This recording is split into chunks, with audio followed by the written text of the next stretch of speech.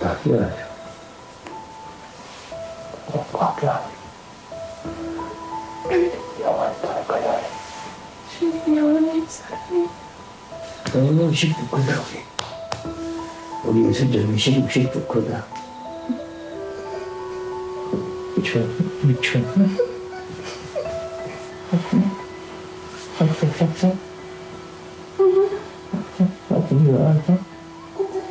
아니 나는 50번인데 아니거든. 50번. 한 사람은 내가 메시아라 외쳤고 또 다른 사람은 주인님이라 불리며 신도들의 인생을 지배했습니다. 수천 명의 신도가 따랐고 수많은 피해자가 남았습니다. 정명석 대 이재록, 두 교주의 시작은 달랐지만 결말은 같았습니다. 신앙을 가장한 범죄, 그리고 믿음을 이용한 통제. 정명석, 1945년 충남 금산의 가난한 시골에서 태어났습니다. 젊은 시절 정명석은 신학대학에도 다니지 않았지만 거리 전도를 하며 신이 자신에게 직접 말씀을 주셨다고 주장했습니다. 그렇게 만들어진 조직이 바로 기독교 복음선교회 JMS. 그는 지저스 모닝스타, 즉 예수의 새벽별을 상징한다 했지만 사람들은 나중에서야 그게 정명석의 이름, 정명석의 약자임을 알게 됩니다. 이재록 역시 비슷했습니다. 1943년 경북 청도 출신으로 이재록은 오랜 질병 끝에 하나님께 치유받았다고 주장하며 목회의 길로 들어섰습니다. 그리고 나서 세운 교회가 만민중앙성 결교였습니다. 이재록의 설교는 기적과 능력을 강조했습니다. 병이 낫고 가정이 회복되고 심지어 미래를 예언할 수 있다고 했죠. 사람들은 열광했습니다. 그의 교회는 순식간에 수만 명이 모이는 초대형 교회로 성장했습니다. 처음에는 믿음이었습니다. 하지만 곧 그 믿음은 복종으로 변했습니다. 정명석은 자신을 하나님의 신부를 맞이할 자로 묘사했습니다. 그의 설교는 점점 변했습니다. 하나님은 육체로도 사랑을 나눈다. 영적 교감은 육체를 통해 완성된다. 그는 자신을 메시아, 즉 신의 대리자로 포장하며 여신도들에게 접근했습니다. 이재록은 신도들에게 나를 믿으면 천국에 간다고 설교했습니다. 그는 교회 안에서 절대적인 존재였습니다. 설교 중 쓰러지면 신도들은 울며 회개했고 그가 손을 들어 축복하면 빛이 내린다고 믿었습니다. 신도들은 그를 주인님이라 불렀습니다. 두 교단 모두 폐쇄적 구조를 만들었습니다. 외부와 단절된 수련원, 지도자 중심의 교리, 그리고 교주를 의심하면 지옥에 간다는 공포심. 이 구조는 신도들의 사고를 갉아먹는 심리적 감옥이 되었습니다. 2000년대 초 JMS 내에서 성폭력 의혹이 잇따라 터졌습니다. 피해자들은 대부분 젊은 여성 신도였습니다. 그는 영적 정화라는 이름으로 신도를 불러들였고 하나님이 허락했다는 말을 하며 범행을 저질렀다고 진술했습니다. 정명석은 1999년 한국을 떠나 해외로 도피했습니다. 중국, 말레이시아, 홍콩 등지를 돌며 신도들을 모았습니다. 그리고 그곳에서도 같은 일들이 반복됐습니다. 결국 그는 2007년 중국에서 체포되어 한국으로 송환되었고 2009년 대법원에서 징역 10년형을 선고받았습니다. 하지만 출소 후에도 다시 수련회를 열고 여신도에게 접근했습니다. 2023년 또다시 성추행 혐의로 법정에 섰습니다. 이재록 역시 비슷했습니다. 그의 범죄는 교회 안에서 신앙의 이름으로 벌어졌습니다. 수년간 다수의 여성 신도가 피해를 입었습니다.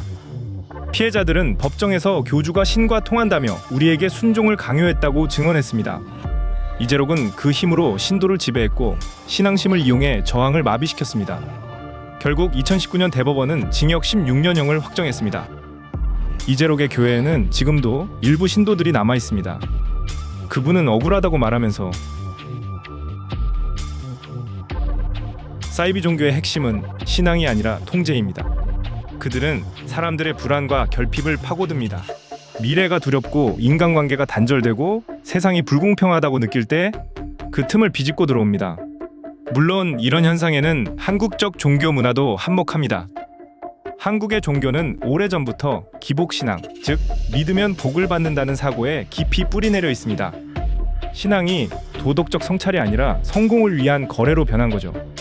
건강, 돈, 성공, 기도의 목적이 점점 현실적이고 개인적인 욕망으로 옮겨가면서 기적을 준다, 당신의 문제를 해결해 준다는 교주는 자연스레 신뢰를 얻게 됩니다. 정명석의 JMS는 사랑과 축복을 약속했습니다. 이재록의 만민교회는 치유와 번영을 외쳤습니다. 둘 다 믿음만 가지면 잘 될 것이라는 기복적 메시지를 반복했습니다. 그 단순한 공식은 절망한 사람들에게는 너무나 달콤했습니다. 결국 신도는 교주 없이는 살 수 없게 됩니다. 그것이 바로 사이비 종교의 탄생입니다. 정명석과 이재록 사건은 한국 사회에 큰 충격을 줬습니다. 사이비 종교에 빠진 사람 탓을 해선 안 됩니다. 이들은 사회가 외면한 사람들이었습니다. 가정과 사회에서 버림받고 위로받지 못한 사람들이었습니다. 그리고 그들에게 신의 대리자가 손을 내민 겁니다. 사이비 종교는 결국 그 틈을 파고 들어옵니다. 사랑, 인정, 구원, 세상에서 얻지 못한 걸 그곳에서 얻는 거죠. 그 허기를 이용한 게 바로 교주들입니다. 이제 사람들은 더 이상 침묵하지 않습니다. 언론과 영화, 그리고 OTT 플랫폼이 사이비의 실체를 드러내는데 앞장서고 있습니다. 넷플릭스 다큐멘터리 나는 신이다는 정명석을 비롯한 여러 교주의 범죄를 낱낱이 공개하며 믿음이 어떻게 폭력으로 변하는지 세상에 보여줬습니다. 그 충격은 시청률이 아니라 사회적 경고음이었습니다. 이후 유튜브의 탈종교 인터뷰 콘텐츠들이 이어졌습니다. 사이비는 더 이상 은밀한 교회 내부의 문제가 아니라 사회적 문제들 중 하나로 드러났습니다. 사이비 종교를 다룬 콘텐츠는 공포보다 성찰을 남깁니다. 그건 우리 사회가 점점 면역력을 키우고 있다는 증거이기도 합니다. 사이비 종교에 빠진 사람을 구하기는 쉽지 않습니다. 논리로 설득해도 그들의 세계에서는 의심이 죄이기 때문이죠.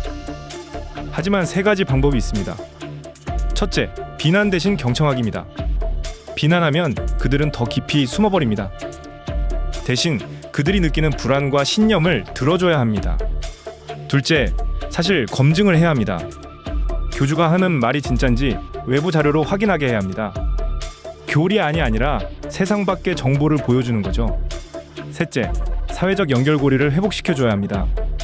사이비의 힘은 고립에서 오기 때문입니다. 가족, 친구, 사회의 끈을 다시 이어주는 게 첫걸음입니다.